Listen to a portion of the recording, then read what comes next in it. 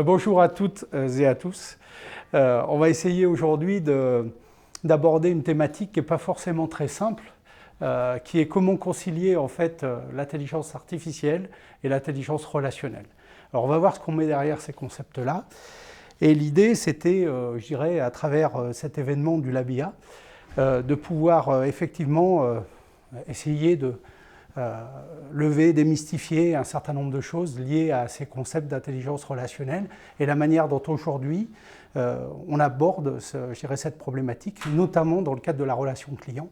Alors, il y a d'autres contextes dans lesquels effectivement on fait preuve d'intelligence relationnelle. Patrice nous en parlera tout à l'heure, mais effectivement, c'était intéressant de pouvoir l'illustrer avec notamment nos deux invités, c'est-à-dire Vincent Perrin d'IBM et puis Patrice Lobignat, qui travaille pas mal dans le domaine du marketing émotionnel, au sens large, on va dire, et qui nous détaillera un peu, enfin les deux nous détailleront d'ailleurs, la manière dont on appréhende ces différents concepts et en quoi l'IA aujourd'hui peut venir un peu chambouler la donne. Alors pour faire un rapide tour d'horizon sur le déroulement de la matinée, on fera une petite introduction sur plutôt quelques chiffres que je vais essayer de vous présenter, quelques concepts de base autour de l'intelligence émotionnelle.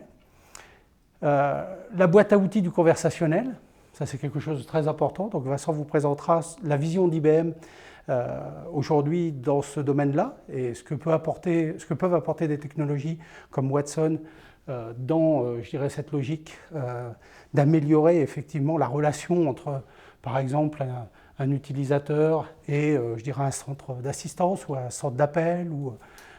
Donc ça peut être relativement intéressant derrière. La prise en compte des intentions, comment on essaye de déterminer aujourd'hui, d'identifier et de déterminer en fait les intentions, comment on les caractérise. L'identification et l'interprétation des sentiments, c'est un autre point très important dans tout ce qui touche au conversationnel. La reconnaissance des émotions, l'expérience conversationnelle à la voix. Et puis on fera une petite conclusion pour voir un peu les perspectives. Et l'idée, c'est qu'on puisse avoir un débat, je dirais comme d'habitude, dans le cadre du LabIA, tous ensemble sur ce sujet-là. Alors, juste quelques chiffres en introduction. Alors d'abord, une rapide présentation d'Axis, pour ceux qui ne connaissent pas Axis, ou peu. Axis, on est un cabinet de conseil en management et transformation digitale qui existe maintenant depuis 30 ans. Voilà, plus de 30 ans. On est à peu près 230 consultants, on fait à peu près 30 millions d'euros de chiffre d'affaires. On est organisé essentiellement en BU et filiales, donc plutôt des BU métiers, comme la finance, les achats, le marketing et le commerce. Une filiale spécialisée sur tout ce qui est travel and expense et une autre sur la partie SAP.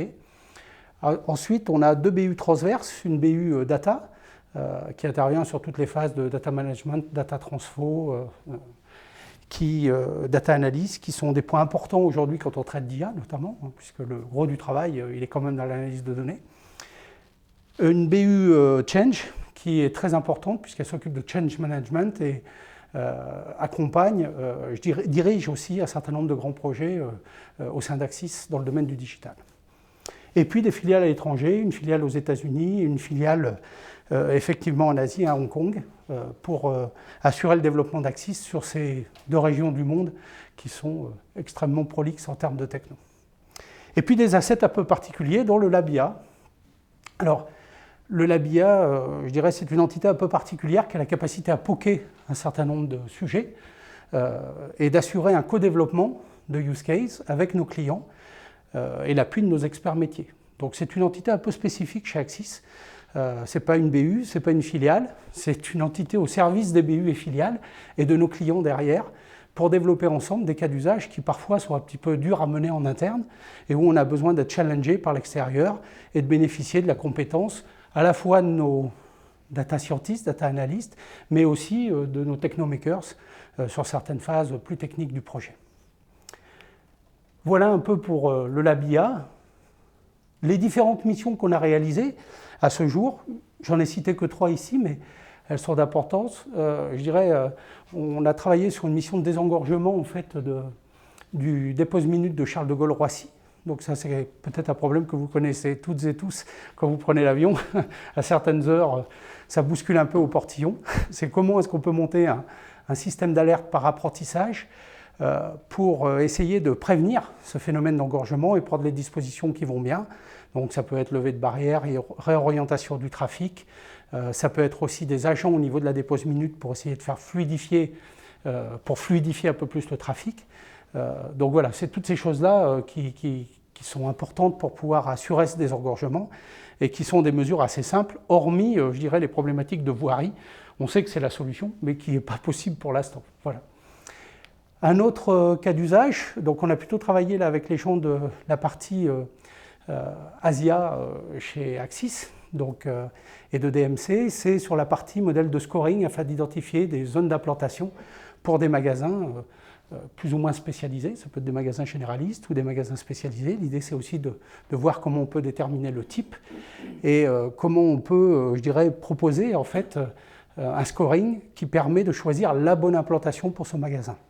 Donc ça, c'est des choses qui peuvent être duplicables dans d'autres contextes et l'approche est relativement généraliste.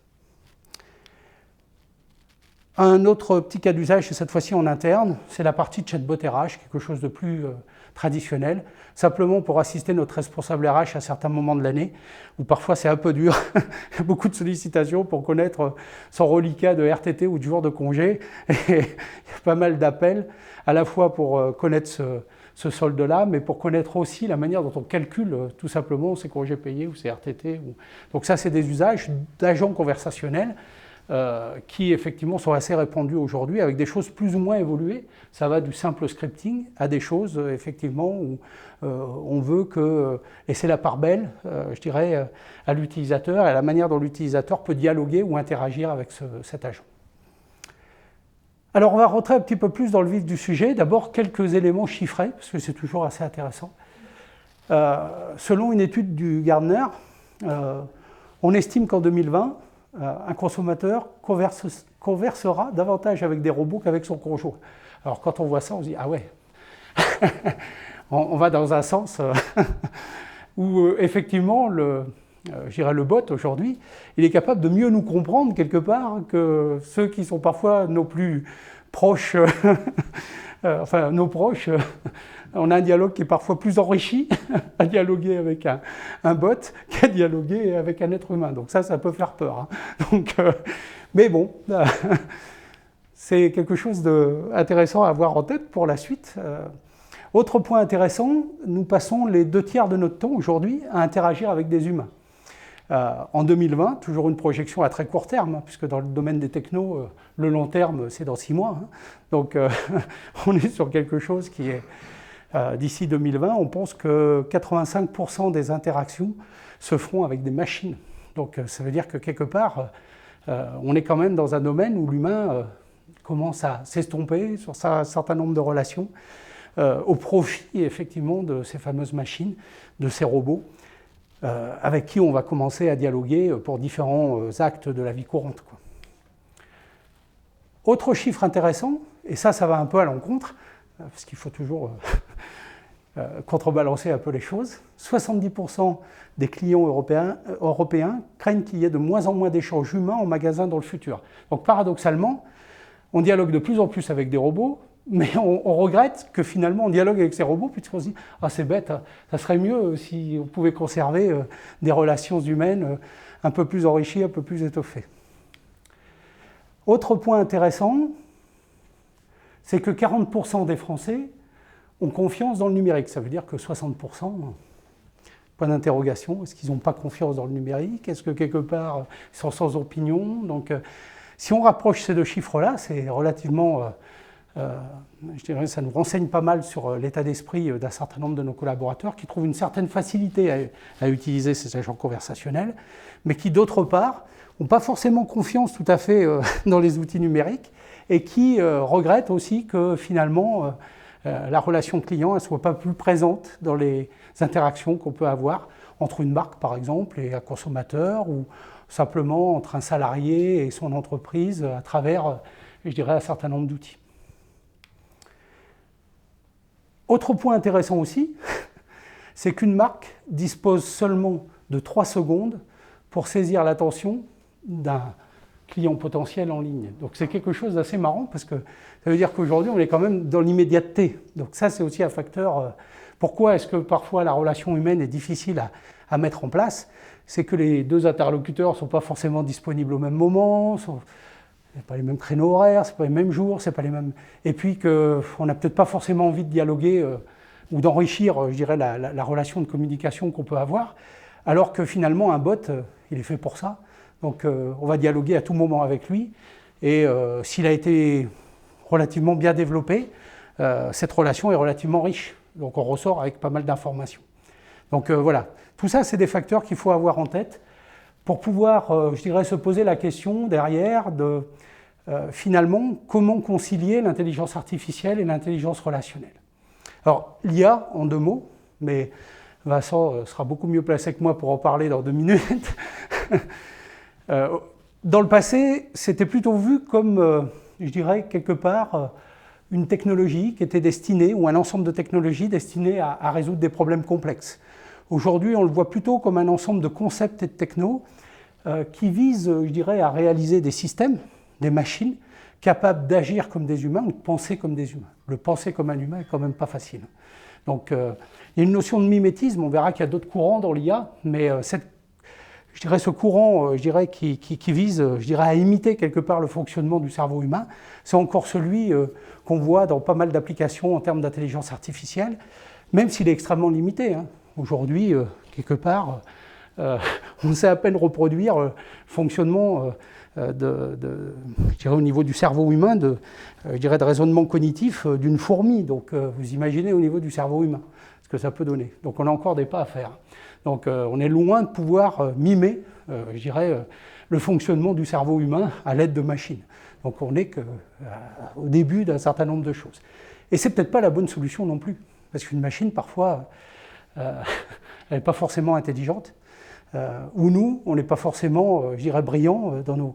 Donc si je vous demande comme ça à la volée de me dire combien font 980 et 538, bah, il y a de fortes chances, il y a à peu près 35% de chances que vous ne me donniez pas la bonne réponse. Donc, si par contre on s'amuse à regarder des images de, puisque c'est la grande mode dans l'IA, des images de chats, je ne sais pas pourquoi des chats, mais voilà, voilà, il y a beaucoup de chats. Donc on fait apprendre à des IA à reconnaître des chats, des images de chats, à partir d'images de chats. L'idée c'est qu'ils puissent reconnaître un chat. Bah, c'est pas facile, il lui faut un paquet d'images, mais quand je dis un paquet, ça se chiffre en milliers, pour arriver à reconnaître un chat. Alors que d'après vous, combien faut-il d'images pour reconnaître un chat à un être humain? Oui, exactement. Il faut 2 images pour arriver à reconnaître un chat. Donc, quelque part, on se dit, des fois, on est plus brillant que la machine, heureusement, au moins sur la phase d'apprentissage. Donc, le courant qui vise parfois à mimer complètement le fonctionnement du cerveau humain, c'est peut-être pas forcément toujours la meilleure solution. Et il y a d'autres voies qui se dessinent en parallèle. Indépendamment de cette définition de l'IA, ce qui est aussi intéressant, c'est de voir finalement qu'est-ce qu'on entend par l'intelligence relationnelle. Généralement, c'est plutôt la capacité à pouvoir créer une communication relativement riche qui prenne en compte l'autre et puis la position dans laquelle il est, son environnement, sa situation. Donc voilà, c'est tout ce qui va permettre d'enrichir finalement la relation qu'on peut avoir à l'autre.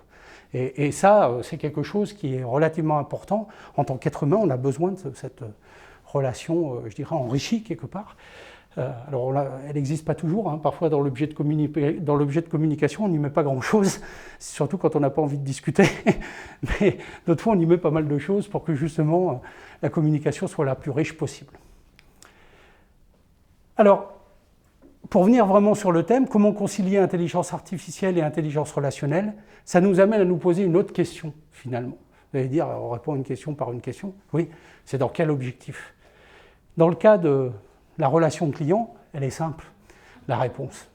C'est essentiellement pour enrichir l'expérience client qu'on travaille ces aspects-là. Donc ça, je laisserai Patrice, Vincent nous en parler un petit peu plus en détail, mais c'est ça l'idée qu'il y a derrière. Juste pour terminer, il est important de voir qu'aujourd'hui, la plupart des clients veulent une expérience qui leur ressemble, qui s'adapte à eux, qui soit plutôt unique. Donc on va plus loin que la personnalisation aujourd'hui. On demande aux outils de nous comprendre. Finalement, il est bête cet outil-là, il ne comprend pas mon intention. Qu'est-ce que je veux faire? Et puis il ne comprend pas l'état d'esprit dans lequel je suis, le mindset. Est-ce que je suis plutôt cool? Est-ce que je suis plutôt stressé? J'ai besoin de quelque chose rapidement? Le site est mal conçu, j'arrive pas à le trouver. Je n'ai pas forcément la même interaction avec ces outils-là, suivant que je suis dans un mindset ou un autre. Donc ça, c'est des choses aussi. Et puis, on a besoin que la machine, finalement, elle nous comprenne comme un être humain nous comprend, parce qu'il analyse très très vite un certain nombre de choses sur nos visages, sur notre gestuelle. L'idée, c'est ça, c'est-à-dire que la machine, elle doit comprendre, finalement, si par rapport à quelque chose qu'on lui amène, l'être humain est plutôt satisfait ou pas de cet échange. Donc tout ça, c'est des choses qu'on va essayer de reproduire aujourd'hui à travers les outils qu'on a à disposition. On va voir que les technos sont là, finalement, et que, je dirais, ces technos-là, on en a listé quelques-unes ici, mais qui sont relativement importantes. C'est des technos de speech-to-text, de text-to-speech, tout ce qui est NLP, Natural Language Processing, ou NLU, compréhension du langage naturel. Tout ça, c'est des technos très importantes pour essayer de développer, je dirais, des mécanismes d'interaction un petit peu plus poussés. Et puis, des notions d'agents conversationnels, c'est-à-dire toute cette dynamique de questions-réponses avec des agents qui peuvent être textuels, qui peuvent être vocaux.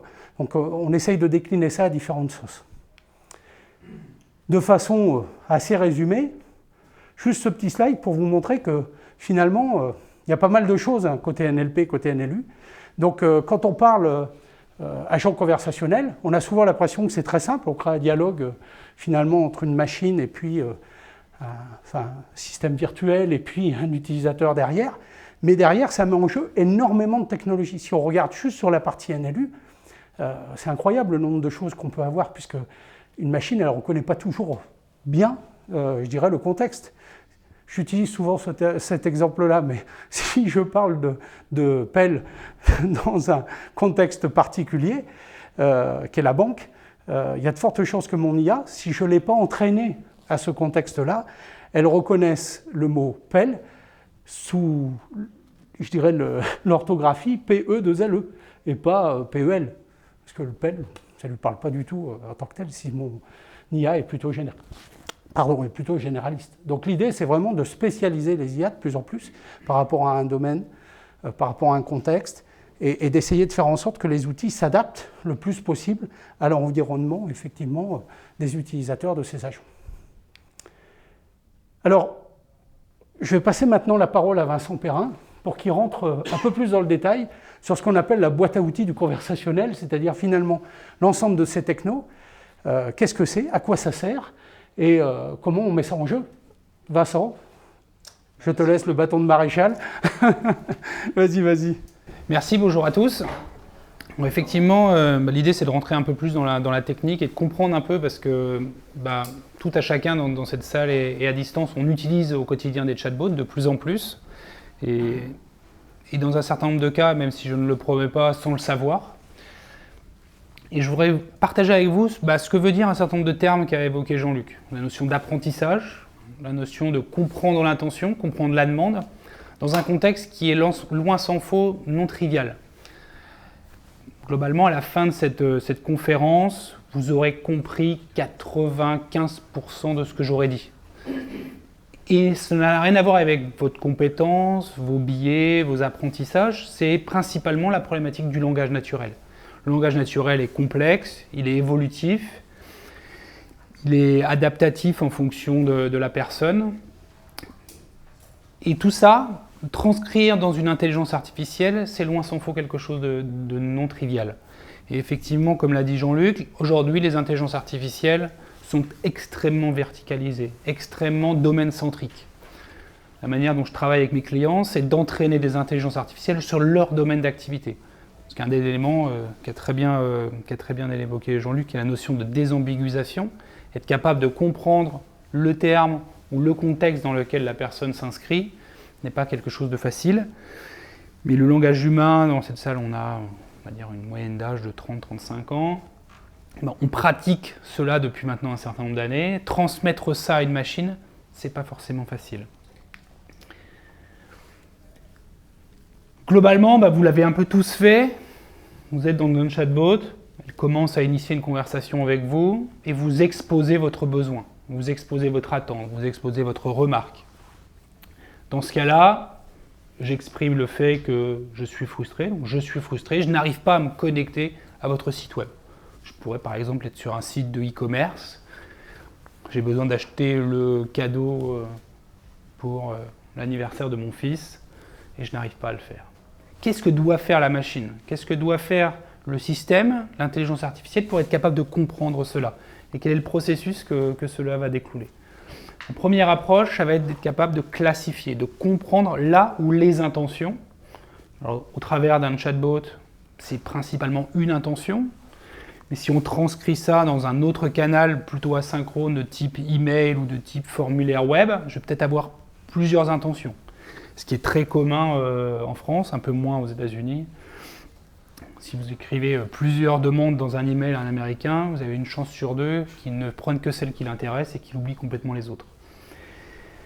Donc comprendre l'intention, on va voir comment ça se passe et comment on entraîne le type de technologie. Mais ça ne suffit pas, parce que dans une phrase, dans une demande, il y a besoin d'un certain nombre de fois de la préciser, de la comprendre. Et c'est là où l'approche conversationnelle peut être intéressante.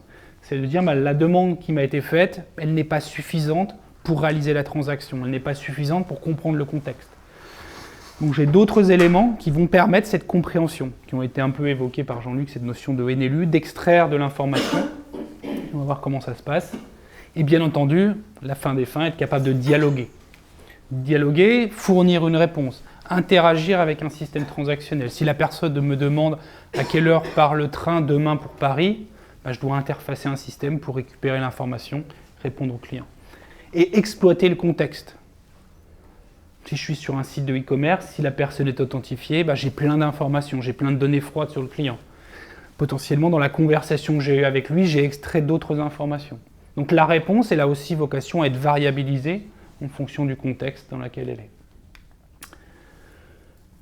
J'ai essayé d'écrire un peu ce processus et qu'est-ce qu'il y a derrière en termes d'approche. On revient, la personne a écrit cette phrase, a saisi cette phrase. Le système doit la mapper, on doit la classifier dans une intention. Dans un système d'intention qui est construit et qui est construit par client. Alors bien entendu, il y a des réutilisations qui sont faites, mais globalement, ce système d'intention, il dépend aussi de la manière dont vos clients interagiront demain avec la solution. Je prends un exemple, Stéphane Richard, un peu avant le lancement de sa banque Orange Bank, avait fait une petite vidéo marketing en disant « Aujourd'hui, le chatbot d'Orange Bank comprend la phrase « Envoie 20 balles à mémé ». Vous le verrez à la fin de la présentation, c'est pas très compliqué d'entraîner un système à comprendre cela. Mais par contre, il faut avoir, entre guillemets, anticipé, savoir que ses clients vont s'exprimer de cette manière-là et que cette demande-là a une vocation à être classifiée dans une intention demande de virement.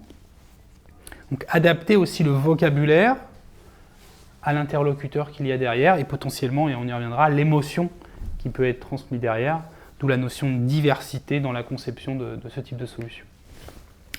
Pour entraîner en fait la notion d'intention, et c'est là où, dans une plateforme conversationnelle, et majoritairement la partie intelligence artificielle, je vais faire un peu ce qu'évoquait Jean-Luc avec les chiens et les chats. Je vais lui fournir des données d'exemple. Je vais lui fournir, dans ce cas-là, un certain nombre de phrases. Des phrases qui n'ont pas vocation à être retravaillées, mais qui correspondent à la manière dont les gens pourraient exprimer cette demande-là. Et là où va se situer l'intelligence artificielle, c'est dans la capacité de généraliser, de prendre cet ensemble de phrases-là, de dériver, en disant toutes ces phrases-là veulent dire ou signifient que la personne veut un nouveau mot de passe, n'arrive pas à se loguer, souhaite un virement bancaire, etc., etc. Et je vais dire, classifie-moi-le comme, dans ce cas-là, une demande de nouveau mot de passe. Et la force d'un système, la performance d'un système, c'est d'être capable d'avoir un degré de confiance sur cette intention le plus important possible, en nécessitant le moins de données d'entraînement. Parce que la problématique des données d'entraînement, c'est du temps. Et tout le temps, c'est le temps que vous ne pourrez pas mettre en place votre chatbot en face d'un utilisateur final. Autre élément important, et aussi pourquoi ce corollaire de volume de données est important, c'est que par essence, quand on fait un chatbot, on a très peu de données. Alors vous allez me dire, on vit dans le monde de la big data, évidemment, bien sûr, j'ai plein de données à ma disposition. Oui, vous avez peut-être plein de données, mais elles ne sont pas forcément labellisées. Si j'ai plein de photos d'accidents de voiture, c'est bien, mais ça ne va pas suffire à entraîner une intelligence artificielle. Il faut plein de photos d'accidents de voiture qui sont labellisées.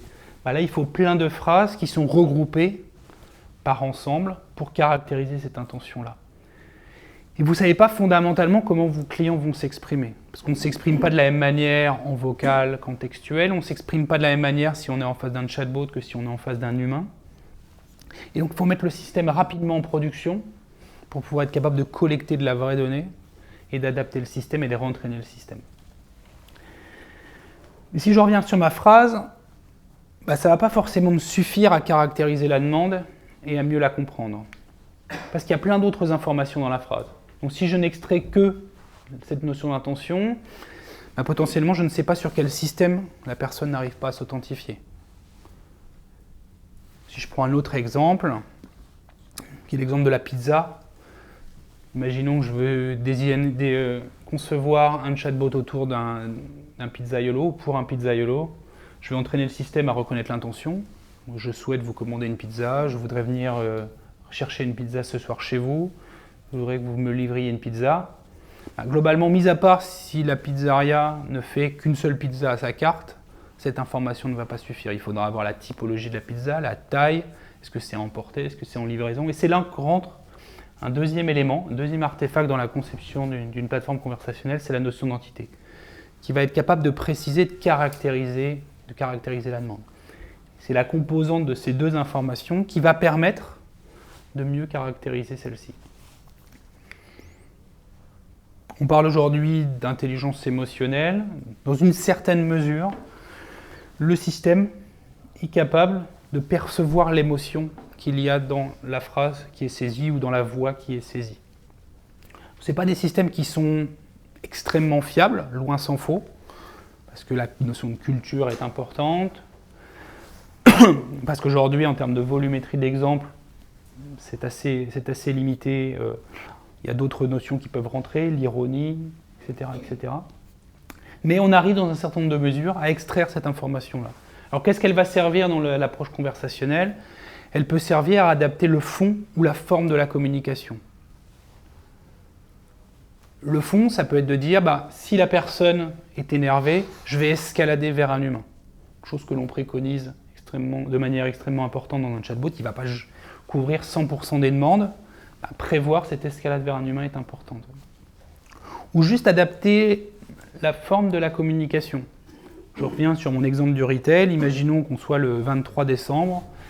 Vous avez passé commande il y a une semaine sur le site de e-commerce de votre choix. Vous n'avez toujours pas reçu le colis. Vous arrivez, il vous propose une interface conversationnelle. Vous saisissez la demande. Bonjour, je n'ai toujours pas reçu le cadeau pour mon fils. Que puis-je faire ? Dans ce cas-là, le système va très probablement vous répondre « Pas de problème, quel est votre numéro de commande ?» Et vous pourrez continuer la conversation. Si vous mettez un style un peu plus agressif, du style « Ça fait 3 semaines que j'ai commandé la commande sur mon site, demain c'est Noël, mon fils sera déçu, est-ce que vous pouvez m'aider ?» Le système peut commencer à sentir un peu d'agacement. Globalement, il a toujours besoin de l'information « C'est quoi votre référence de commande ?» Mais il peut peut-être mettre un peu plus d'empathie. Donc je vais adapter la réponse en disant « Pas de problème, je suis là pour vous aider. Quel est votre numéro de commande ?» Ça ne change pas la philosophie, ça ne change pas le dialogue, mais ça peut calmer, atténuer la frustration de la personne qui est en face. Et la notion de contexte. J'ai plein d'informations sur la personne, potentiellement, que j'ai collectées au fur et à mesure de l'échange, que j'ai intégrées là. Et donc je dois être capable d'adapter la réponse dans cet univers. Là, on l'a vu en mode textuel. Projetez-le, imaginez-le, et il n'y a pas une journée où il n'y a pas un article qui est publié en France ou à travers le monde sur la voix comme le nouveau canal d'interaction à travers de l'intelligence artificielle. C'est vrai. De plus en plus, les gens sont coutumiers du fait, grâce à des enceintes connectées de plus en plus installées, grâce à une approche plus naturelle de la voix, dans un certain nombre de cas, d'utiliser la voix pour interagir. Alors moi, je vois 3 grands scénarios dans cette approche-là, que l'on a pour IBM déployé chez un certain nombre de clients à travers le monde. Le premier, peut-être le plus classique, et loin s'en faut pas forcément le plus simple, c'est d'utiliser la voix avec la technologie conversationnelle directement en interaction avec le client. Globalement, le client prend son téléphone, appelle un numéro et converse avec le système conversationnel. Globalement, quand vous avez fait le premier chatbot textuel, vous avez fait 70%. C'est une moyenne du travail, parce qu'on ne s'exprime pas de la même manière, parce que les réponses n'ont pas vocation à être formatées de la même manière. Un long texte ne va pas correspondre dans une approche textuelle. Parce que, à aujourd'hui, à l'état de l'art, la transcription vocale a encore un taux d'erreur plus ou moins important. Plus ou moins aussi important en fonction de la volumétrie d'entraînement que vous allez mettre dans votre système, du vocabulaire spécifique que vous avez dans votre système. Donc ça peut être nécessité de corriger ou d'essayer d'adapter la compréhension au niveau du chatbot. Ça, c'est une approche. Alors, on le voit sur la téléphonie, vous pourriez l'avoir dans une application mobile avec des approches de type Siri et autres. Celle qui, moi, m'interpelle et me plaît encore plus en termes de scénario, c'est la deuxième. C'est là, où le système n'est pas en frontal d'un client, mais il est en support du conseiller. Le client interagit avec le conseiller et globalement, l'intelligence artificielle écoute la conversation et pousse de l'information vers le conseiller. Donc il collecte de l'information, il lui fournit de l'aide. Si la personne demande comment je peux clôturer mon compte à cet instant T, je lui fournis directement la notice d'explication. Ou potentiellement, je fais une recommandation. Next best offer, next best action pour ce client. Next best offer, next best action qui peuvent croiser des données froides que j'ai sur le client, un historique, une profondeur de données que ne va pas forcément avoir l'opérateur en temps réel. C'est aussi un bon moyen pour réduire le first time resolution call en fournissant la bonne information au conseiller pour pouvoir répondre le plus rapidement à son client. Et c'est aussi un bon moyen, entre guillemets, d'aider, de rassurer le conseiller. Donc, l'assistant virtuel pour le conseiller est un des use cases que l'on promeut et qu'un certain nombre de nos clients, un des client qui a fait grand bruit dans la place française, qui est le Crédit Mutuel, a aujourd'hui 2 assistants virtuels qui aident les 25 000 de leurs collaborateurs à mieux répondre aux questions autour de l'assurance pour leurs clients. Et le dernier, qui commence à de plus en plus prendre en termes de cas d'usage, ça vient un peu ce que évoquait Jean-Luc sur les messaging apps, de dire je dois être capable d'avoir la bonne réponse au bon moment sur différents canaux. On aime bien aussi l'approche de je veux refroidir les flux chauds.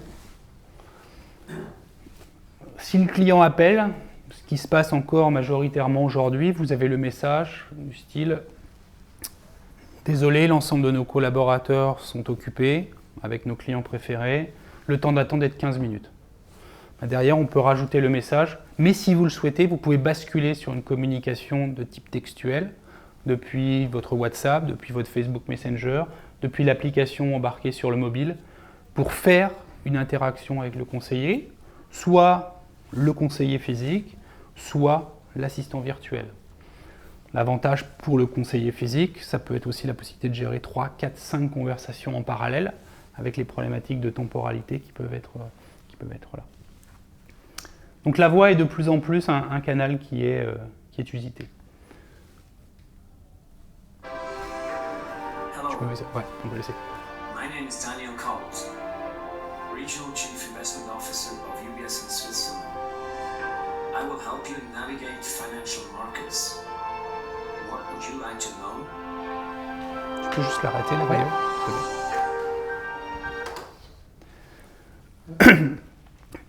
Là, je voulais évoquer avec vous une autre approche d'interaction, une autre approche du conversationnel qu'on a fait chez 2 clients, alors étonnamment dans le monde de la finance. On pourrait considérer que ce secteur d'activité n'est pas forcément le plus innovant sur des nouveaux modes d'interaction.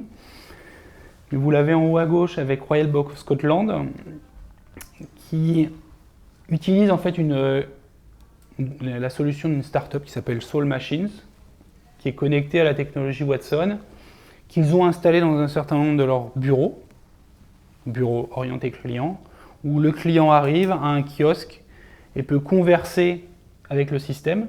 Et cette personne-là est en fait un collaborateur de l'entreprise qui a été digitalisé. Ce qui est assez bluffant, c'est la qualité que celui-ci va avoir et l'interaction que celle-ci va avoir avec le client. Et surtout, une des problématiques qu'on a dans ces systèmes-là est le regard, capable de suivre le regard, être capable aussi de percevoir via la caméra là l'émotion que la personne transpire pour pouvoir avoir une interaction la plus fluide possible et lui fournir de l'information lorsque potentiellement le conseiller n'est pas là, lorsque potentiellement c'est des actions qui sont plus ou moins simples à réaliser. Ici, c'est une autre approche en bas à droite pour UBS, alors qu'ils ont plutôt installé dans un certain nombre de leurs salles de réunion, plutôt pour leurs grands clients, pour leurs conseillers, pour les aider dans de l'investissement bancaire, plutôt de portefeuille d'affaires. Même approche, c'est d'essayer, entre guillemets, d'humaniser, autant que faire se peut, là où c'est pertinent, en fonction aussi de l'appétence que les utilisateurs vont avoir sur ce type de technologie, et d'utiliser la plateforme conversationnelle derrière pour être capable d'interagir et de répondre aux différentes questions que l'ensemble des personnes peuvent avoir. Juste pour conclure, d'autres cas d'usage qui baignent dans le conversationnel mais qui sont peut-être un peu moins fréquents et qui répondent à un certain nombre de paradoxes que l'on peut voir. Le premier, c'est l'orientateur cognitif sur un site web. Ce que l'on s'aperçoit, c'est que plus un site web contient d'informations, moins les gens ont une appétence à trouver ou une bonne capacité à trouver l'information, parce que le système de navigation dans le site va devenir complexe, parce que celui-ci va devenir fouillé autant que faire se peut, c'est d'être capable, par de l'expression au langage naturel, et ce que veut vraiment avoir l'approche d'intelligence artificielle, c'est de permettre aux gens de s'exprimer là comment ils s'exprimeraient avec un de leurs collègues, un de leurs clients, en disant voilà ma demande, voilà mon besoin, le système la comprend et oriente dans le site la personne, l'utilisateur, vers la bonne information. Ce n'est pas de lui fournir l'information, parce que peut-être que celle-ci peut être structurée de manière un peu compliquée, mais c'est de l'orienter dans l'interface. Et l'autre approche, c'est d'essayer de mêler l'approche synchrone et asynchrone d'un échange avec un client. Imaginez-vous, vous allez sur un site web, site de réclamation. Ce que l'on a déjà fait, et ce qui est devenu de plus en plus courant avec l'intelligence artificielle, c'est la personne saisit sa demande en langage naturel. Je vais comprendre l'intention avec les technologies que je vous ai exposées tout à l'heure, et je vais router la demande vers le conseiller. Dans un certain nombre de cas, où si le degré de confiance est suffisant, je vais traiter automatiquement la demande.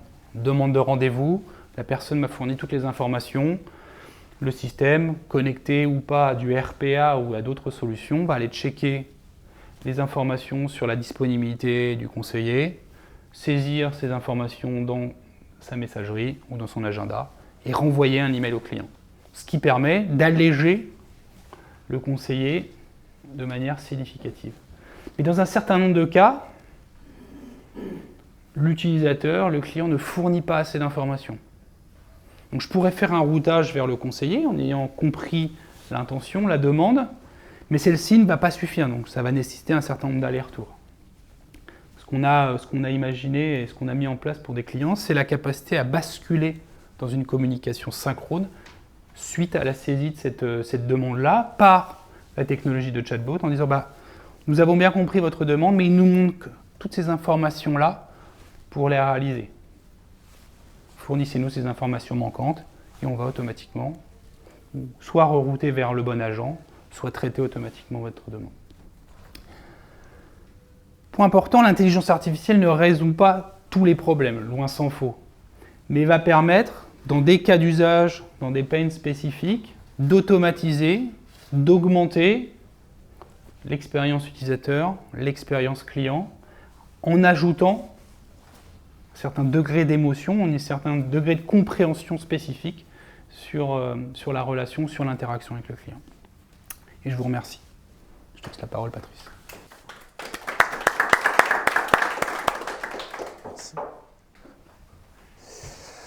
Bien, Ben voilà, alors moi je vais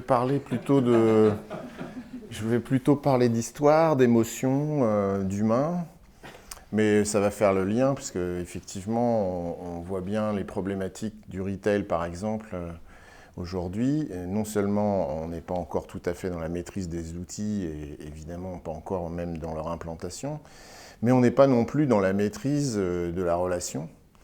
Et les gens qui travaillent aujourd'hui dans le retail, tous secteurs confondus, ont des grosses difficultés à comprendre les gens qui sont en face d'eux et qui s'appelleraient leurs clients. Alors pourquoi ? Parce qu'en fait, on n'a pas travaillé à l'école. Je vais vous montrer ça à travers quelques slides. Enfin, on n'a pas travaillé à l'école, on a travaillé plein de trucs très, très intéressants, mais pas ça en fait. Et notamment, on n'a pas travaillé sur les émotions, sur notre intelligence émotionnelle. Donc on n'a eu aucun cours d'intelligence émotionnelle, et même il y a encore des gens qui ne savent pas reconnaître les émotions, ne serait-ce que sur ces visuels-là. Les émotions de base que vous connaissez, qui sont 6 émotions, dont seulement 2 positives en réalité, qui sont la joie et la surprise. Les 4 de base qui sont négatives sont le dégoût, la tristesse, la peur et... Je me souviens plus. Vas-y. Ouais. Tu vois, c'est là où on alors, par rapport à une IA. Donc, le dégoût. Et donc, finalement, l'émotion, qu'est-ce que c'est ? L'émotion, c'est en fait, ce sont d'abord des signaux qui traversent notre corps. Donc, c'est de l'électricité. Alors, les Anglais disent « energy in motion », donc de façon assez facile, ce sont des courants électriques qui parcourent notre corps et qui remontent jusqu'à notre cerveau et notre cœur aussi. Et donc, c'est comme ça qu'on perçoit qu'il se passe quelque chose. Et donc, après ça, il y a notre cerveau qui se met en route et qui analyse ces signaux et qui nous donne plus ou moins conscience que nous sommes en train de ressentir les choses. Donc c'est pour ça que quand vous faites une prise de parole, vous êtes angoissé, que c'est pour ça que vous transpirez, c'est pour ça que vous rougissez, c'est pour ça que vous avez, quand vous écoutez un morceau de musique, les cheveux qui se dressent ou les poils qui se dressent sur vos bras, etc. Tout ça étant de l'énergie et de l'électricité qui vous parcourt et qui vous indique qu'il se passe quelque chose. Et ça, on n'a pas eu besoin d'aller à l'école en fait, puisque c'est propre à chacun d'entre nous, c'est l'être humain qui vit les réactions avec l'extérieur ou avec l'intérieur, donc ça peut être ses propres pensées qui génèrent également ces émotions-là. Donc si vous pensez fortement à quelque chose, vous pouvez être triste et ressentir cette tristesse, ou au contraire, vous pouvez être joyeux, ça dépend comment vous orientez votre cerveau. Donc ça marche dans les 2 sens.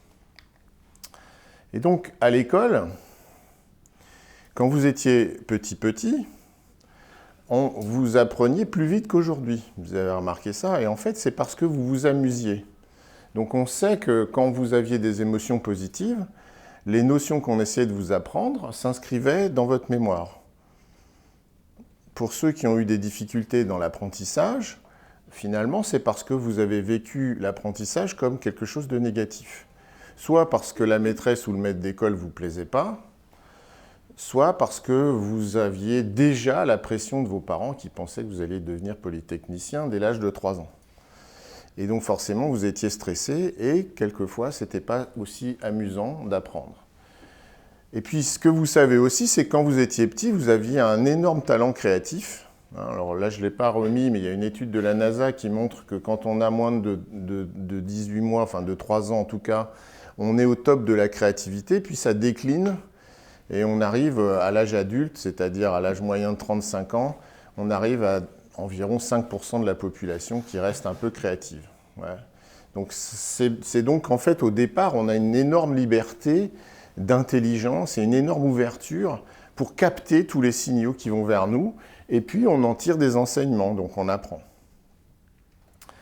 Alors, je voulais vous montrer aussi 2-3 choses par rapport à ce qu'a dit Vincent ou ce qu'a dit Jean-Luc tout à l'heure. C'est notamment l'idée que forcément le texte, c'est ce qui traduit le moins bien nos émotions.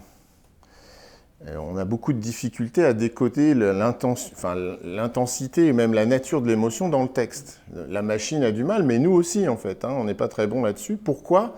Rappelez-vous, en fait, vous avez appris à écrire et à lire seulement à partir de, pour les meilleurs, 3-4 ans, et puis les autres, logiquement, 5-6 ans. Alors que vous étiez capable de reconnaître les émotions sur le visage des gens qui étaient autour de vous, on va dire à partir de 3 mois, hein. Pour tous ceux qui ne le savaient pas, avant 3 mois, en fait, vous ne reconnaissez rien du tout, puisque votre vue ne dépasse pas 30 cm. Donc arrêtez de sourire bêtement à des nourrissons, hein, parce que de toute façon, ils ne vous voient pas, donc ça n'a aucun intérêt.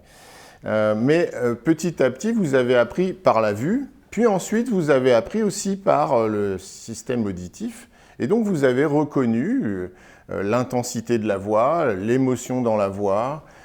Et donc c'est pour ça qu'aujourd'hui on se dirige vers la voix, c'est parce que dans la voix, en tout cas, on a beaucoup plus de facilité à trouver un sens émotionnel, à une intention et à un moment de frustration, de colère, etc. Donc c'est logique en fait, hein. Le texte, c'est ce qui transmet le moins bien notre émotion.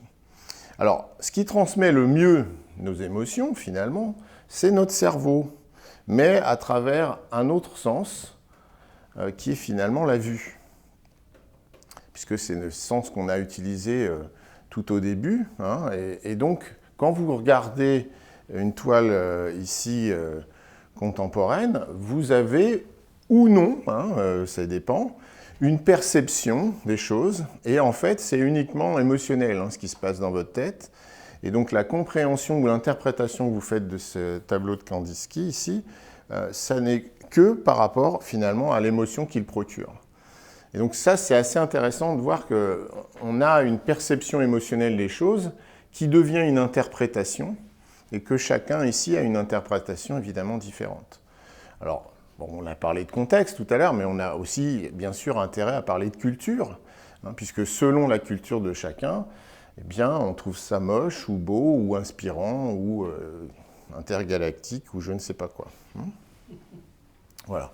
Alors, l'humain, il a tout ça, en fait, hein. Donc, c'est évidemment une machine, si on devrait dire ça, bien supérieure aux machines que nous connaissons aujourd'hui, parce qu'il a tous ces systèmes-là embarqués, pour parler technologie, alors que je n'y connais rien, et en fait, ça lui permet de décoder, finalement, tout ce qui se passe autour de lui. Et donc, vous allez voir qu'on n'a pas besoin de se parler, on n'a pas besoin du langage pour se comprendre.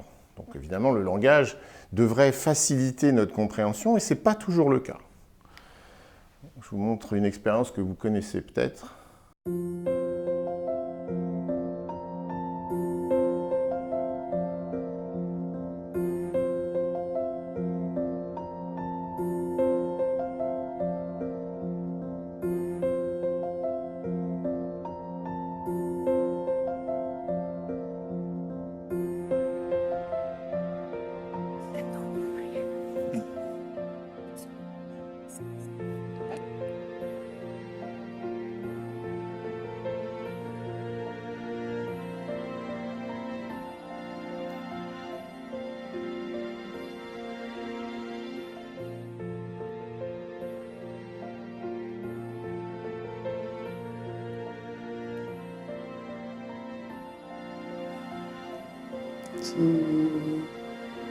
Vậy thì nó mà tên mà anh tên nó mà tên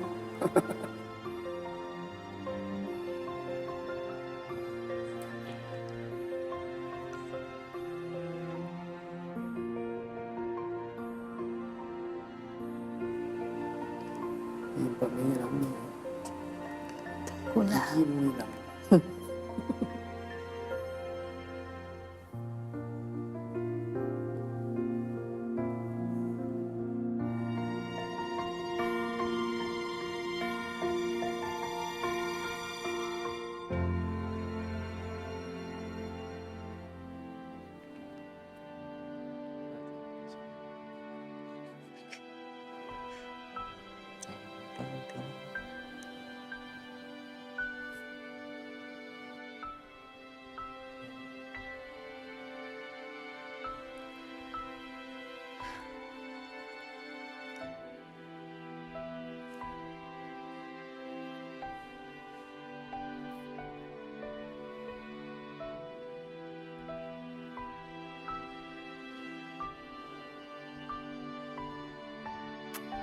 You know, when Keza got sick, right? Me. When you got sick, yeah, then it was very difficult. I just didn't want you to go, and I was very scared.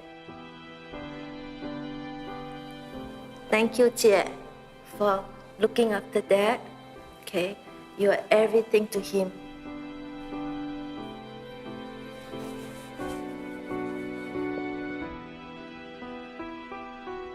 I miss this, you know.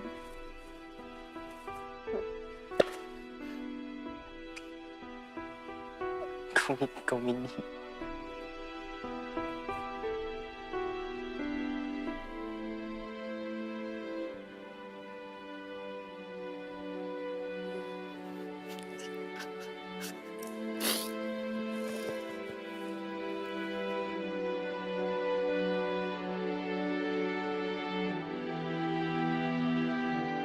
It's very important to me.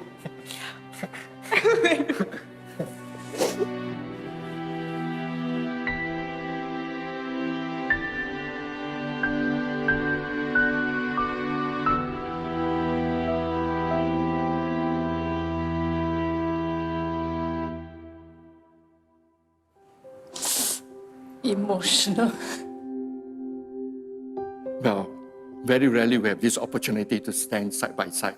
So actually it's quite a very emotional moment because, you know, something that you want to treasure sometimes.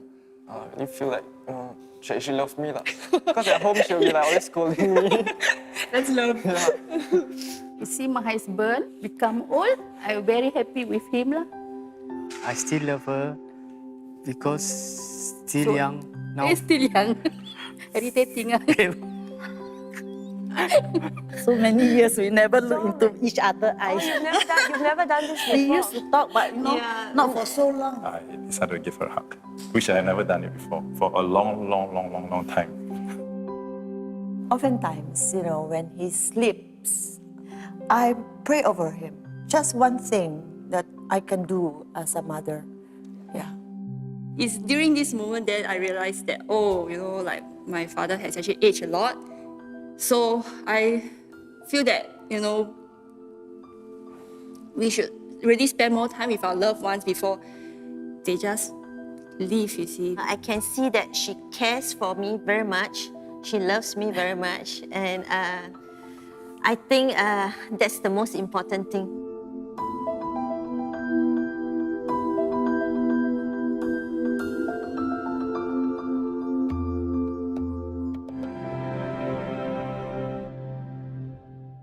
Voilà, c'était pour vous montrer la puissance de notre intelligence émotionnelle, en fait. Donc là, sans se parler, les gens rentrent en connexion. Et donc on peut faire cette expérience, elle a été refaite dans différentes situations, y compris avec des gens qui ne parlent pas la même langue, et ils arrivent à se comprendre quand même, en fait. Simplement en se regardant dans les yeux. Donc en fait, ce qui se passe entre nous, c'est cette connexion. Et donc de temps en temps, je vais voir des gens pour leur dire la première chose que tu dois faire face à un client, c'est de le regarder dans les yeux parce que ça te permet de comprendre ce qu'il ressent en fait. Donc forcément, c'est compliqué. Si vous vous promenez dans le retail, vous verrez qu'il y a quand même énormément de gens dans les magasins ou dans les agences de banque, d'assurance et autres où en fait on ne vous regarde pas. Et donc si on ne vous regarde pas, on ne vous comprend pas.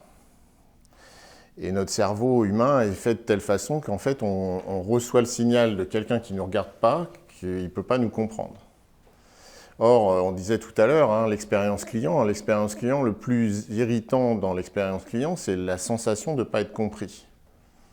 On reviendra sur l'idée d'être écouté, etc. Mais ne pas être compris, c'est ce qu'il y a de pire. Et donc ça nous demande finalement de comprendre comment ça marche. La première chose, évidemment, la première intention de n'importe quel être humain face à un autre être humain, c'est de se connecter. Se connecter pour commencer la conversation. Donc là, on est effectivement dans le premier moment où si j'utilisais un bot, le premier signal que doit envoyer le bot, c'est de comprendre effectivement mon intention, mon état émotionnel et de me montrer qu'il me comprend et qu'il est connecté. Parce que là, maintenant, on va pouvoir rebondir dans la conversation. Et c'est ce qu'on fait entre nous, en fait. Hein. Entre nous, on pense qu'on a un bon feeling ou un mauvais feeling avec une personne qu'on ne connaît pas. Et suivant ce premier instant de perception émotionnelle, finalement, on va déclencher une conversation, ça va bien se passer, ou bien on ne va pas déclencher de conversation et on va rester distant. Donc ça, c'est vraiment l'étincelle de la conversation, le rebond. Ça vient de ce premier moment où on est connecté. Et donc, quand vous êtes face à des gens, la première chose, c'est essayer de créer cette connexion. Donc là, par exemple, c'est difficile parce qu'en contre-jour, j'ai hyper du mal parce qu'il y a trop de soleil. Mais vous voyez l'idée. Enfin, vous arrivez peut-être à me regarder. Moi, pour moi, c'est plus difficile. Du coup, je ne sais pas trop dans quel état émotionnel vous êtes. Ce qui me fait dire finalement que... Donc, j'ai mis cette image parce que je pense qu'elle crée une émotion, vous voyez, non, enfin, pas pour tout le monde, mais pour certains, oui. Grégory m'a confirmé tout à l'heure, n'est-ce pas? Non, c'était pas moi. Pardon de... Ah, peut-être, oui. Et c'est l'idée, en fait, pour moi, que quelque part, on marche sur la tête.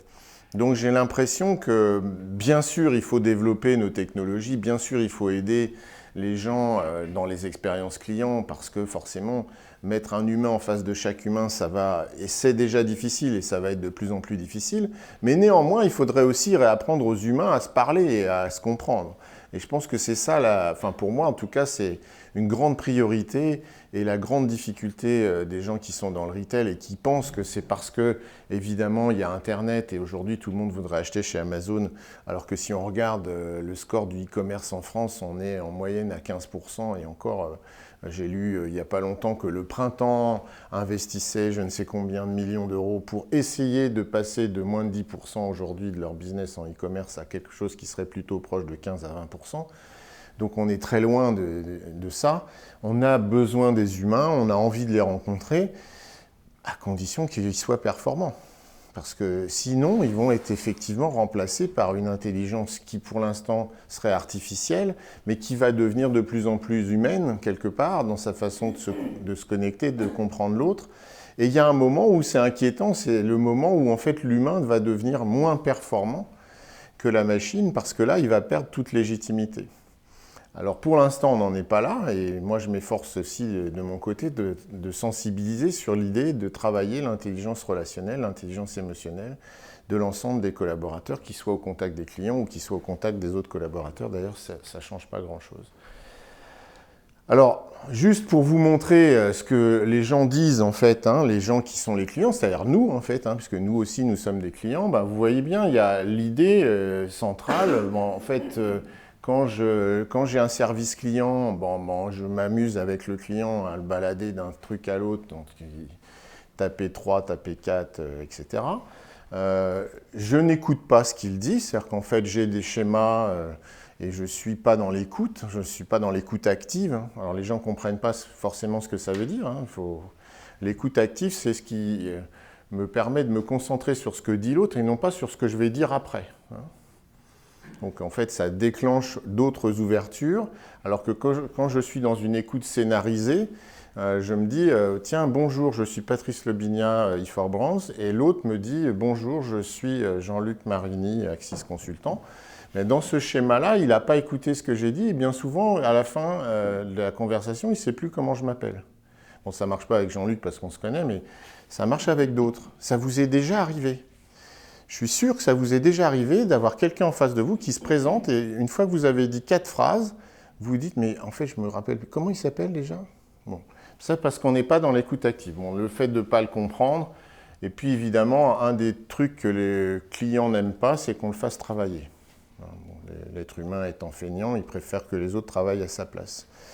Et donc, vous voyez ça dans le retail systématiquement. Malheureusement, on n'a pas encore appris aux gens à arrêter de dire « c'est par là, en fait. Hein. » Tiens, tu citais un exemple pour Decathlon.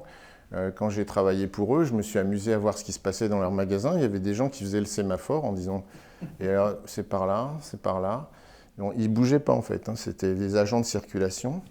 Et il y a des gens qui disaient « c'est à l'avant du magasin. » Et là, je suis allé les voir, je leur ai dit, mais qu'est-ce que c'est l'avant du magasin? Parce que c'est quoi? C'est un bateau? C'est une voiture? Ou...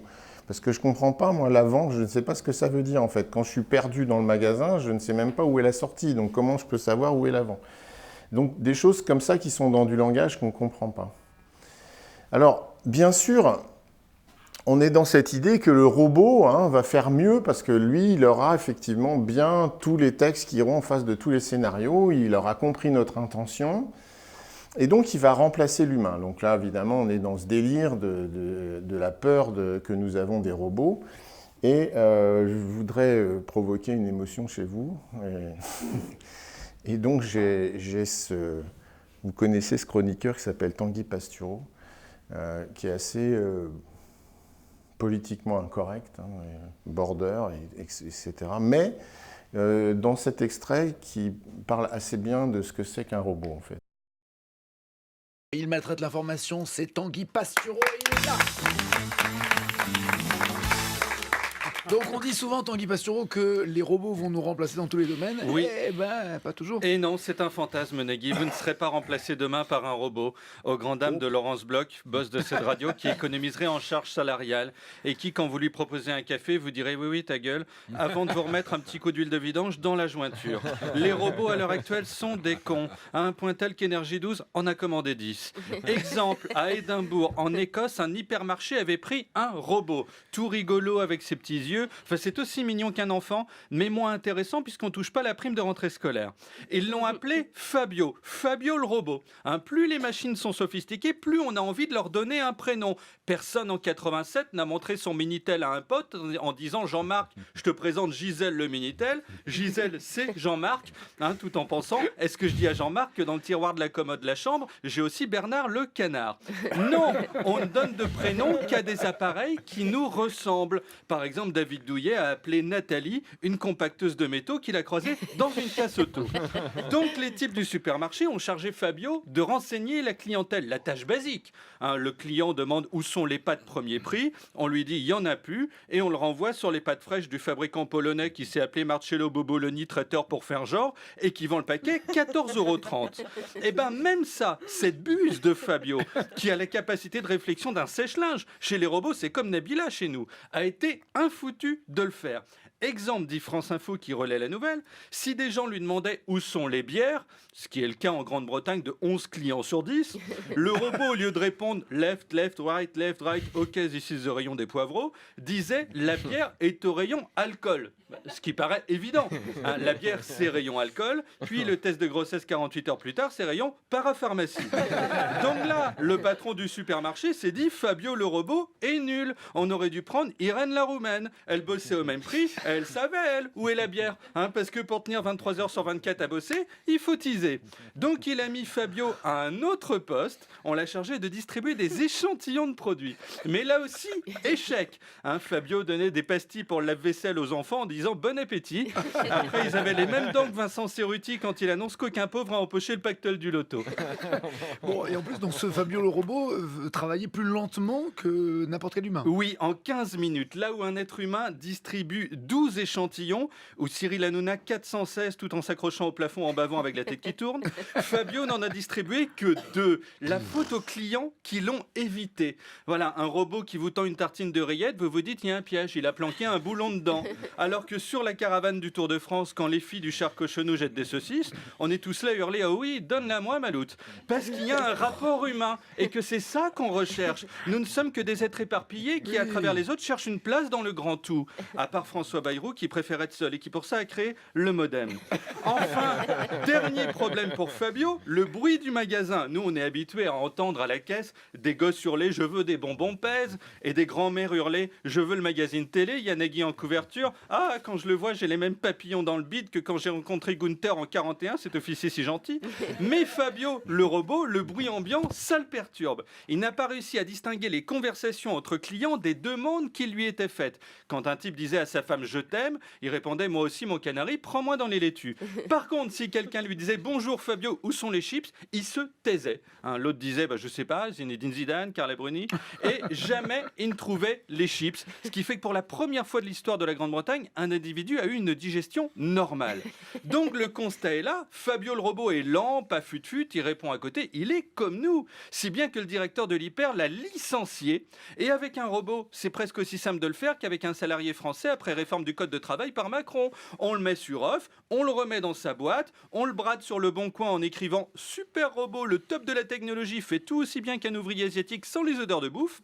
Et un autre idiot se retrouve avec. Tout ça pour dire qu'on est là à se faire peur avec l'intelligence artificielle, alors que les robots n'arrivent pas à vendre des chips. Hein, donc Terminator, c'est pas pour tout de suite. Dans la vraie vie, Sarah Connor, elle galère au Franprix à essayer de trouver les cubes de bouillon de volaille. Bref, Nagui, vous êtes là pour encore un bout de temps. Je suis désolé pour vous et pour France Inter qui raque en charge salariale. Voilà, c'est ça la vision des robots. Hein, c'est plus amusant comme ça. Alors, en fait, ce qui manque pour l'instant, évidemment, ce que nous avons, enfin, un gros avantage pour l'instant, en tout cas sur les machines, c'est notre capacité à être créatif. Et notamment, on vient de le voir, à donner un sens rigolo aux mots que nous utilisons tous les jours. Et en fait, ce qui se passe ici, dans l'analyse, par exemple, ici, des commentaires qu'on aurait fait sur une tâche quelconque, on voit bien que finalement, il y a d'abord, face à une situation nouvelle, un sentiment, un ressenti d'appréhension, et puis donc c'est une menace ou c'est un défi, et ça dépend de chacun d'entre nous. Face à n'importe quelle situation, notre cerveau fonctionne en fonction de ça. Donc soit vous percevez les choses comme une menace, soit vous vous dites c'est un challenge. Et face à ça, vous cherchez ou bien à éviter la situation, ou bien finalement à résoudre le problème. Donc vous voyez que les chercheurs sont des gens qui sont orientés vers cette idée que n'importe quelle situation est un défi et dont je dois trouver une solution. Et au contraire, il y a une partie de la population qui, face à une situation nouvelle, a toujours peur et donc se dit comment je vais éviter ça. Et en fait, on voit bien que dans le processus cognitif, il y a la part émotionnelle qui rentre en ligne de compte, qui fait que si on arrive à charger des émotions positives au moment de l'analyse, on va être plutôt créatif. Et si... Oula, c'est moi qui ai... Oui, je n'aurais pas dû tout... Pardon, merci. Et donc, si au contraire on est dans un système émotionnel négatif, eh bien on va avoir une restriction de notre champ de recherche dans notre cerveau, on va se fermer et donc on va devenir finalement routinier, on va trouver la porte de sortie la plus proche et on va éviter d'être créatif. Donc même dans notre réflexion, c'est-à-dire même dans notre capacité d'analyse, dans ce qu'on appelle notre intelligence rationnelle, le process est perturbé par nos émotions. Quand on est positif, on a des réponses, on trouve des réponses à n'importe quel défi. Quand on est négatif, au contraire, on ne trouve pas de réponse et on est un petit peu figé ou bien on essaye de fuir. Donc, l'intelligence émotionnelle, c'est essentiel pour avancer, c'est essentiel pour faire avancer bien sûr l'expérience client. Il faut l'apprendre aux humains, bizarrement, hein, c'est étonnant parce que c'est en nous, donc on devrait l'avoir. Et il faut aussi tenter de l'apprendre aux machines, donc c'est pour ça que maintenant on essaye d'avoir de la reconnaissance faciale, la reconnaissance des émotions, avant de commencer la conversation, pour justement trouver la bonne réponse, le bon scénario, la bonne solution, contextualisée, évidemment adaptée à la personne. Donc c'est pour ça aussi qu'on parle de, non pas de personnalisation, mais de réelle compréhension entre celui qui interagit avec la machine et la machine. Alors oui, je voulais vous poser cette question. Tiens, je vais dans le mauvais sens. Je peux revenir en arrière. Tac. Je voulais vous poser cette question sur un exemple très très simple de créativité. Je m'amuse de temps en temps à faire ça. Vous imaginez 4 boîtes, donc vous avez 4 boîtes ici, 4 cases. Donc vous pouvez faire ce jeu avec qui vous voulez, vous verrez, c'est assez enrichissant. Et vous avez 4 billes. Vous voyez, donc à l'école primaire, vous avez commencé à compter comme ça avec des billes, vous vous souvenez. Et alors vous dites aux gens, vous allez ranger les 4 billes dans les 4 cases. et vous verrez la différence de perception de la situation et de la créativité des gens. Vous avez souvent ça comme réponse qui montre que vous êtes extrêmement rationnel puisque vous dites une bille, une case, comme ça, 4 et 4, normalement, ça doit le faire. Hein, donc, quand vous vous amusez à faire ça avec des gens qui ont un champ de vision qui est assez droit et assez limité, au sens peu créatif, et qui sont dans l'idée que vous leur avez posé un problème difficile à résoudre, donc ça dépend comment on le présente. Donc je m'amuse à le présenter de façon un peu stressante pour voir ce que ça donne. Et quand les gens sont réellement stressés, évidemment, ils ont entendu qu'il fallait ranger une bille par case. Ce que je n'ai absolument pas dit, mais leur cerveau a traduit l'information de cette façon-là. Et donc ils sont tous fiers de me rendre ça comme résultat. Et puis, il y en a un qui se dit, bon, il est quand même un peu emmerdant avec ces questions, alors moi aussi, je vais être un peu malin, alors je vais répondre ça, ou alors ça. Donc là, on est déjà dans l'extrême créativité. Alors là, c'est celui qui est rebelle, hein, qui se dit, non, moi, je... Ou alors qui est dans l'optimisation des cases, en se disant, 4 billes dans une case, ça rentre bien, donc pourquoi je les mettrais dans les autres? Donc, il y a toutes les interprétations imaginables que vous pouvez faire là-dessus. Sur un tout petit exercice, vous voyez exactement comment les gens fonctionnent avec leur cerveau et quel est leur niveau et leur état émotionnel. Plus ils sont créatifs, plus ils vont chercher des solutions bizarres, plus ils sont au contraire dans l'idée d'être rationnels et intelligents, plus ils vont vous montrer qu'ils savent ranger une bille par case. Donc vous voyez que les réponses sont différentes en fonction de ce que vous voulez transmettre comme émotion. Voilà, donc la différence aujourd'hui encore entre l'intelligence artificielle et émotionnelle, c'est justement l'émotion, enfin la capacité à créer la relation, et c'est aussi ce qu'on en fait, hein, parce qu'il faut quand même se dire que c'est nous qui contrôlons notre cerveau. Enfin, si vous faites un peu des efforts là-dessus, c'est à vous d'entraîner votre cerveau, par exemple, à être créatif. Donc à refuser systématiquement la réponse la plus basique que votre cerveau vous fournit naturellement. Hein, votre cerveau consomme beaucoup d'énergie, c'est ce qui consomme le plus d'énergie dans nos organes humains, et donc par conséquent, il a tendance à vouloir économiser. Donc quand il trouve une réponse simple, il vous la donne. Et vous verrez que ça vous arrivera sur ce genre de questions, et donc pour trouver une réponse créative, il faut faire un petit effort. Il faut dire à votre cerveau, non mais ça c'est un peu trop basique, cherche encore. Vous voyez, donc le parallèle avec l'intelligence artificielle, pour moi, il se situe à ce niveau-là. C'est-à-dire que la limite qu'on a aujourd'hui, c'est que pour apprendre à une machine, on apprend les réponses les plus simples, les plus évidentes. Et on voit bien avec Vincent, si on veut aller au-delà, il faut commencer à apprendre à la machine à aller chercher d'autres solutions. Hein, on a longtemps parlé du joueur de Go qui a été battu par la machine, mais en fait, il a été battu parce que dans la machine, on a mis l'idée que tu pourrais aller chercher des solutions que l'autre ne connaît pas. Et c'est comme ça qu'on gagne.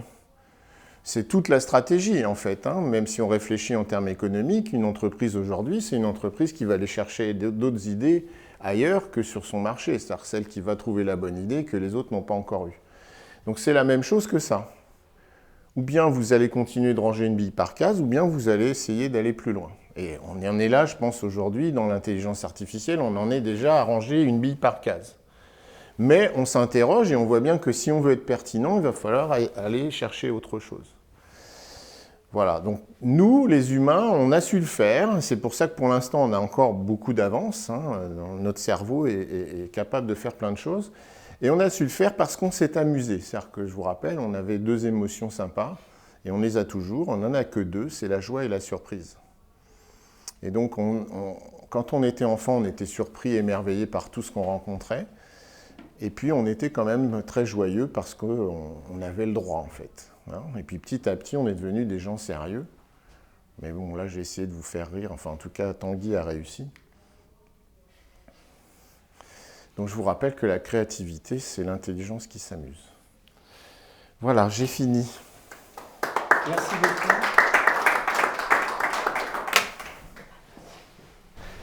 Merci beaucoup Patrice, merci beaucoup Vincent pour ces 2 interventions. Alors on va essayer de conclure et puis de vous laisser la parole pour un moment d'échange avec l'ensemble de nos intervenants.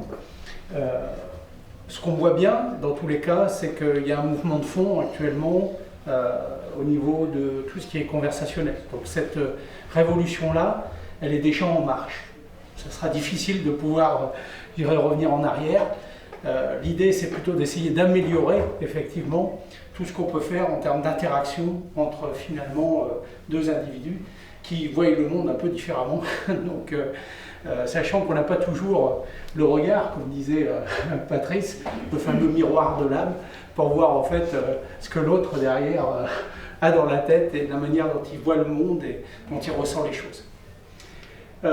L'autre point important, c'est que cette intelligence, je dirais, relationnelle, elle se manifeste de plus en plus de façon hybride.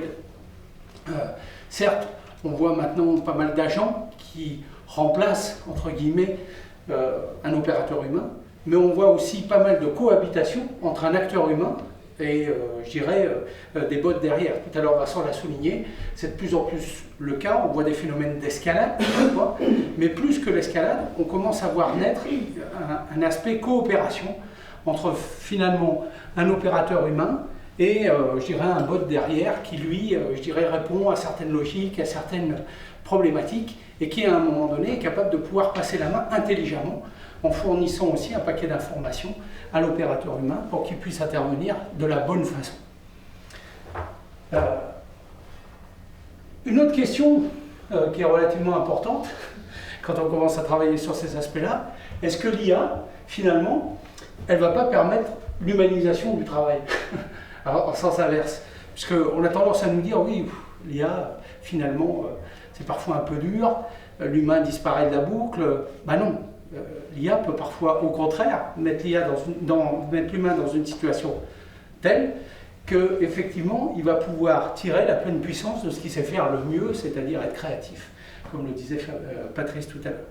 Donc c'est ça qui est hyper important, c'est qu'on voit bien que les technologies qu'on met en jeu aujourd'hui, elles sont beaucoup plus évoluées qu'il y a quelques années, et elles laissent surtout la part belle à l'humain, puisqu'on a compris, enfin, que finalement, l'humain a des choses qu'on a du mal à pouvoir caler dans un environnement qui est plutôt un environnement artificiel, et qu'effectivement, il faut laisser l'humain développer cette créativité et l'exprimer avec ses propres ressentis.